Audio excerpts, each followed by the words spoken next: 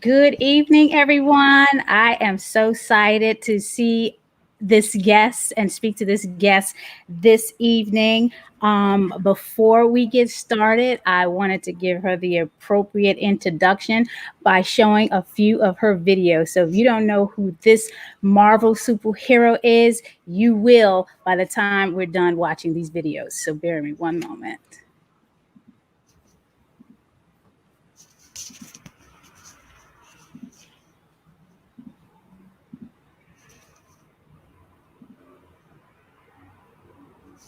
I've been here for 12 years on this planet. 12 years goes really fast. I feel like not a lot of people really think about that, and not a lot of people really realize that we only have 12 years until like our planet is destroyed. It's gonna make me sad because all these things considered people out here destroying the planet I live in, and that she lives in, that you live in, that everybody lives in, and they don't care. If people were really thinking about that every single day when they wake up, like I do, like, wow, like I have to make a difference today and I have to make a difference tomorrow, because if I don't, we're just running out of time. This is what climate change looks like. We can't beat climate change unless there's a big drop in the amount of meat that's eaten all around the world. And it's important that we start including how we eat as part of the conversation on climate change. One of the most powerful things that you and I can do today is change our diets. Climate change is being caused in large part by animal agriculture. So when people say they're helpless, they're not helpless. The science has really shown very, very dramatically how it has an impact both on emissions, greenhouse gases, methane and CO2, but also polluting the oceans, also leading to rainforests being chopped down. About 55% of the world's land is farmed. Why do we need so much land to produce our food? And the answer is animal products. 80% of that farmland is for producing animal products. We've lost an area of tropical forests. In the last 15 years, the size of the United Kingdom, France, Germany, Spain, and Portugal combined. Diet change reduces the amount of farmland we need by 75%. All that land, as trees regrow, will take carbon out of the atmosphere. And our estimates are saying that it will probably reduce global greenhouse gas emissions by about 30 to 50%. Over 1 billion tons of additional food could go to humans if we stop feeding to animals. It's probably the most powerful thing that you can do as a typical consumer to make a massive dent in it. I've been writing about the impact of livestock, so cattle mostly, on the environment, because I don't think people realised how enormous that impact was. Currently, 25,000 species are threatened with extinction, large amount of them because of agriculture. Animal agriculture is a huge contributor to climate change. What would happen if the world went vegan? Produces our nitrogen and phosphorus pollution. So all the nutrients that are going into the sea that we're releasing, reduces that by about 50%. Reduces acid rain by about a third, the amount of water we need to produce our food by about a quarter. A lot of people aren't really realizing of all the things that animal agriculture is doing to the planet. We all got together and said, yes, actually, the thing that we care about most is the planet. Byproduct of veganism, that it's also a way to save humanity and save our planet. Being vegan is something that every individual can do. Going vegan is such a wonderful experience because you align your morals with your actions. Start with the thing in your life that is easy to change, and that is your diet. We have got to just keep fighting, keep talking like you're doing, like I'm doing, and persuade people that what we're saying is right. I think they're realizing how it's so important for us to stick up for our planet, because if animal agriculture destroys the planet, where are we going to live?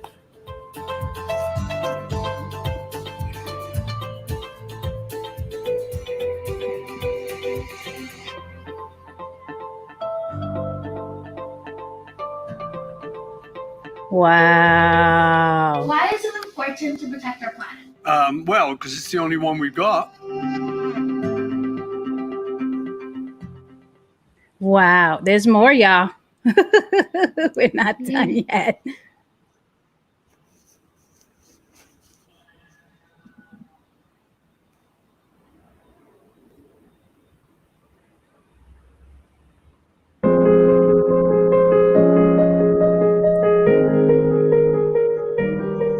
What were you expecting at the beginning of this campaign?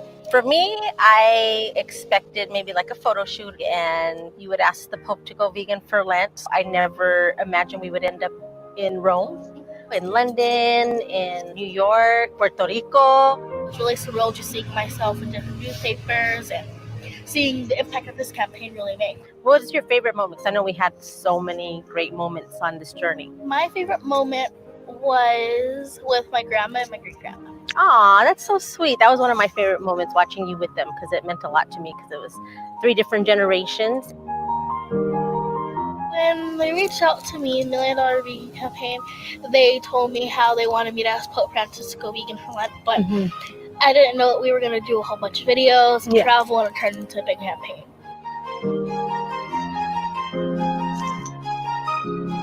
You raised awareness about why people should rethink animals, because the whole cruelty aspect, like when we went to the Pig Save Vigil, like I know that was really, really tough, and that's something that you were really like debating whether you wanted to do. And I know when we talked about it, and you knew deep in your heart that that was something that people should see. It was really amazing going around, being able to meet all those amazing people, and going to the Vatican almost every day trying to find the Pope. Right. I really appreciate his blessings, because there's so many people that would probably love his blessings, but I think as a leader, it's his job to give back to people. And if he went vegan, it would get so many people to go vegan. And how he spoke on climate change and spoken how he loves animals. But I'm so glad that he saw the letter and how he sent me his blessings, but I really would have loved if he went vegan. Michelle is a very great leader, because she shows people how you can be vegan on a budget, and she's feeding people that are hungry, and she's giving them food that's vegan and letting them try vegan food, and also educating them, because some people don't know about veganism and don't think that they can do it.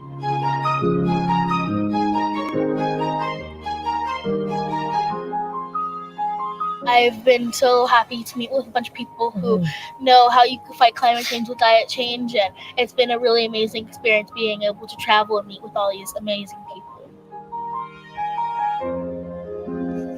From the entire $1 Million Vegan team, thank you so much.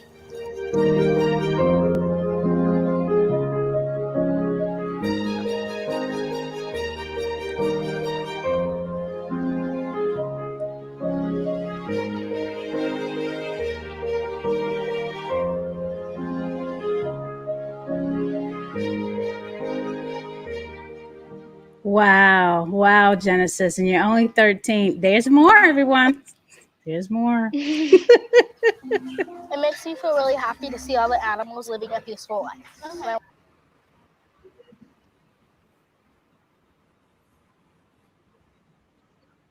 want to save as many animals as I can.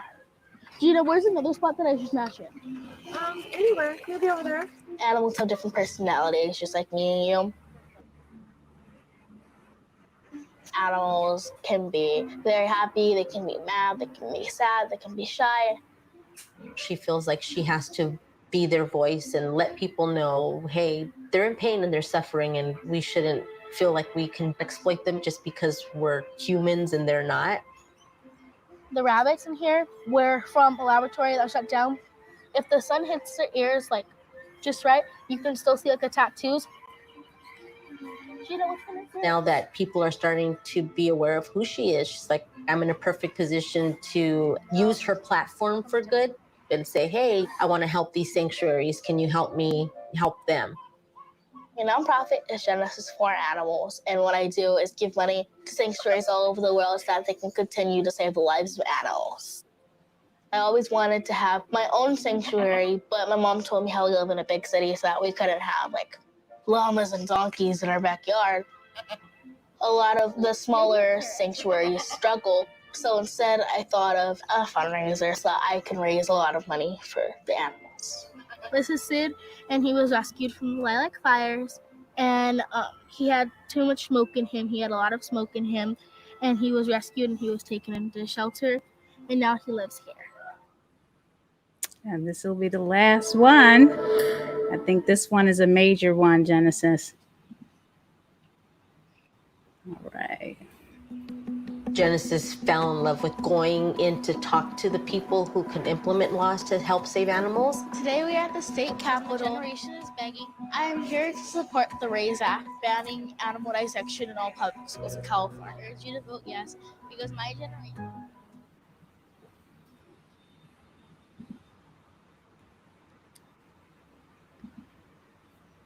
I'm not sure why that's stopping.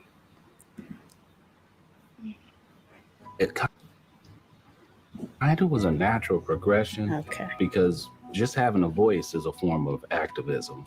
And her voice just started getting louder and louder. Good afternoon. I am calling this hearing to order. AB 1586 would require California schools to replace animal dissection with a contemporary alternative for a more humane teaching method. Hi, my name is Genisys from Long Beach, and I strongly urge you to vote yes for this bill because my generation needs a more compassionate world for all life on this planet. Thank you. How are you? I'm very proud of you for always speaking up for what's right. Thank you. And how did you feel today? I think that it went really good. I am just disappointed that it didn't pass. Yeah, I am too. But even though you might feel sad, I feel a little sad today. These are important things that we're doing together. It's important to be active politically because when he sees a 12-year-old come into his office, he can know we really need our leaders to speak up. Genisys being here is an important step to start to realize that we need to listen to young people. And as long as she's going to stand up, that inspires me to keep fighting. We need to listen to young people. Thank you for joining us, Genesis Butler. How are you? That is amazing. You're only 13 and you've had some major accomplishments. How do you feel? How does this make you feel? Thank you. I think that it's so awesome just to see how kids have such a big influence on the world right now, and seeing how youth are finally starting to use their voices, because I think for so long youth were always just told, like, let adults do it. You don't need to do this. But I think now kids are starting to realize, like, this is our planet. So we need to start talking and fighting for our planet if we want one to survive on. And you became vegan at age 6. 7 years have gone. 7 years, and you've accomplished all of this. What was that age when you really felt that you were making a major impact? Because at 6, you started the advocacy at that age. But when were you really starting to ruffle make some waves? I think when I first started realizing that I was making a difference was, first after getting my whole family to go vegan, that was like a huge accomplishment for me, because I would have never thought that my family would have went vegan, because my mom, she always ate meat for breakfast, lunch, and dinner, and same for my dad. So he was like, oh, I don't know how I'm going to live without my meat.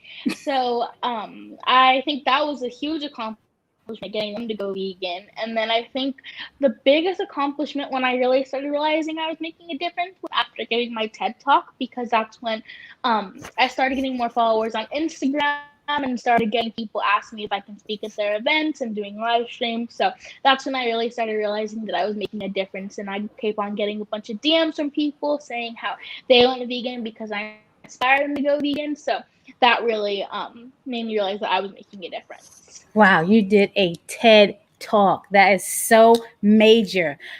Pia, we have a special guest here, my co-host, actually, if no one realized that we had someone else here. My daughter, Pia, 8-year-old vegan, been vegan since the womb. Say hello to everyone, Pia.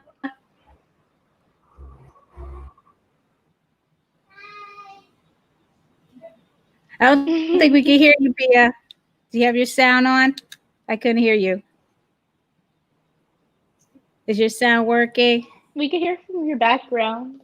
Oh, we can hear from the background. Pia, you might have to come over and sit with me because we can't hear you. Oh, okay, we can hear you now. Do you have a question for Genisys? Oh, yes. What question do you have for Genisys?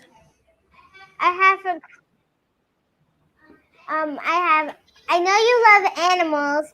Do you have any favorites? So this is kind of a hard question. I get this question very often.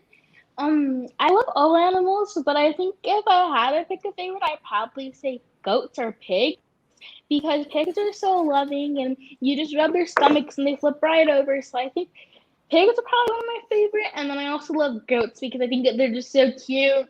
And they're really playful. So I really love goats and pigs. Awesome. How are you navigating through the pandemic, Genisys? Well, so when I first realized that we were gonna all be in quarantine was when like my school started shutting down. So after that, I think the way that I started navigating through it, I thought that I wasn't gonna be busy at all since we were gonna be in quarantine. But I've been really, really, really busy in quarantine, just doing like live streams and interviews through the phone. Because usually everything that I do is in person going to speak places, but now that we're in quarantine and times are changing, I think everything is mostly virtually right now. So I've just been learning how to adapt to this and trying out different things. And the main thing that I've been working on doing in quarantine was I started Youth Climate Safe. So that's been keeping me really busy. And we have, this is an organization that focuses on talking about how animal agriculture is harming our planet. And we have 66 chapters that are all youth. And they talk about how animal agriculture is harming the planet. And we have them all over. We have them in Africa and India and the UK. So we have them just all over the place, just youth talking about why it's so important to switch to a plant-based diet to help the planet. Wow, that's amazing. It's global. That is so awesome. Pia, do you have another question for Genisys?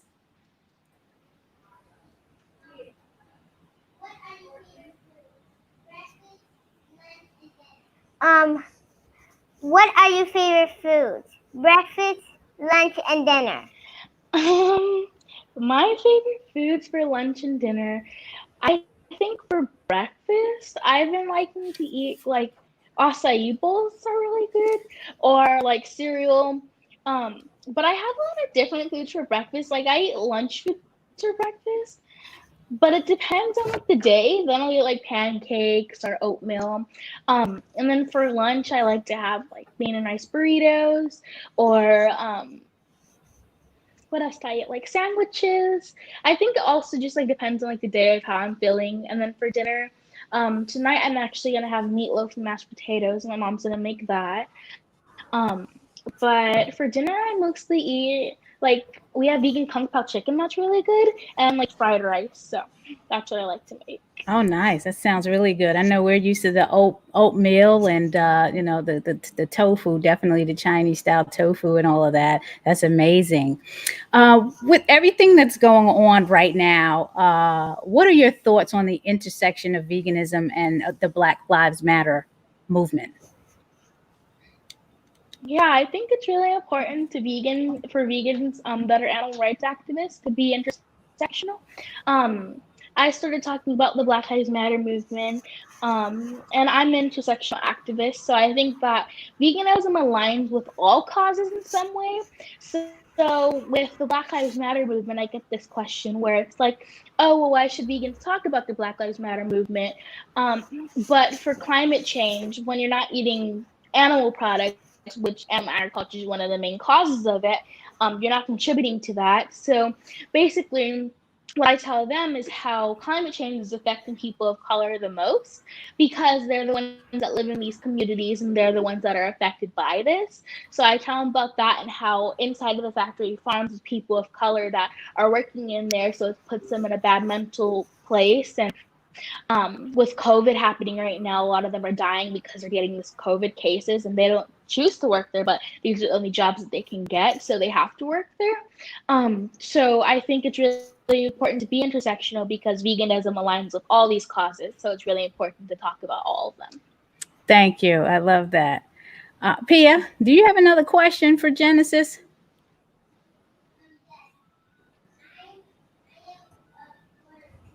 I am a Puerto Rican desserts, but have you yet to visit? What was it like? Yeah, I have been there. It was really fun. I think during all these $1 million vegan shoots that we have. So when I first started it, it started as just like a photo shoot just for $1 Million Vegan, and I agreed to being a part of it because I thought we need to start making big and bold moves like this by asking world leaders to go vegan. So then after that, like the guy that filmed me is Asher, and I've met him a couple times before, and he's like, yeah, I would like to collaborate on a project with you sometime. Like, I love to work with you. But we never thought that we'd be traveling all over the world together. We went to Rome and we went to Puerto Rico, and it was really fun because in the middle of filming, we'd be able to go explore Puerto Rico. I was able to go, I went snorkeling with me, my mom, and Paloma, which was the producer of this. Nice. It was so pretty out there, and we went to go see the glowing algae in like the water. So that was really fun. So yeah, I really loved it in Puerto Rico, and like just like the energy there and all the beach. I loved it because I love going to the beach. Yeah, I took my my husband, what we were dating in the beginning. That was the first trip that I took him on for his birthday because again, like Pia said, we are of Puerto Rican descent, and I had only been to Puerto Rico one time, so I thought it would be a great experience to take him out to, see my people, my culture, and then we went to all the museums, and he studies the African diaspora, so taught me a whole lot of things about the transatlantic slave trade, all of that stuff. So we had a great time. So, at some point, I'm hoping that we can take my daughter as well. Great. Awesome. Talk about the Social Justice Charter School. What are some of the goals that you wish to accomplish with this school, and where did the idea come from? So with this school, they've been working on this for a little while. And it's basically the kids all have a choice. Well, they all have a chance to create this high school. So we went to meetings. We were able to pick our teachers. We have the facility right now, and it's really cool because we're going to talk about social justice issues. I think that in most schools, there's stuff that isn't talked about. Right. With like history and things like that, like you just sugarcoat it because you don't want to really tell them. Right. So this school is like just really going to tell all the truth and teach you and just like how to live in the real world after you're out of high school. So yeah, I'm going to this high school and I'm really excited to go, and I hope that I can get some of the kids to go vegan there, and get some of the teachers to go vegan there and just inspire them and tell them why I'm vegan. So yeah, I think that's one of the goals that I have at this school. Of course, and I'm so excited for you. Pia, any other questions for Genisys? Yes. What are some of the challenges you have faced being a young vegan, especially a young vegan of color? I haven't got too many challenges of being vegan. I think that when I was younger, I kind of did, just because like they didn't really understand. And when I went vegan, being vegan wasn't really like a household word like name. So like when you're like, oh yeah, I'm vegan, they're just like, oh, like what do you eat? But that was when I first went vegan. But I think now, it's not as like of like a thing that makes them feel standoffish about, because so many people are vegan and so many people are talking about it. But I think the thing that I learned from like getting in these challenges was just seeing how it's really important to be confident about being vegan, because when you're not, they just walk all over you. Because when I first went vegan, like kids would ask like, oh, why are you vegan? And like I wouldn't really tell a whole bunch of them that I was vegan. But now if I'm just like, yeah, I'm vegan, and have like stickers in my water bottle, they're like, oh, like there's nothing that I really can say. But if you're timid about it, then they'll just try to walk all over you. But I think when I was younger, that was the only time that I got challenges. Like they'd be like, oh, what is that? And they'd be, oh, she eats grass, she eats this and that. But now they see so many vegan options, and especially at like birthday parties and sleepovers and just class parties. I think that whenever I would bring my vegan food to it, because if we had like pizza parties, and mom would be like, oh yeah, what are you guys gonna have? So they'd be like, oh, we'll have ice cream or cupcakes or pizza. So she'd just be in a vegan version, and then all the kids would be like, hers looks so good and mine looks nasty. So I think now it's like the best time to go vegan, because they really just like look at your stuff and they're like, they feel like they got cheated because you got something better than them. Right. So yeah, I think there wasn't that many challenges with me going vegan. Wow. Awesome. Pia, Daddy says you had some good questions there. You see? Good questions, Pia. Do you have anything else you want to ask? I have one more question for Genisys. Is there another question that you had in mind that you wanted to ask her while we're on here? Yeah. The question that I was gonna ask is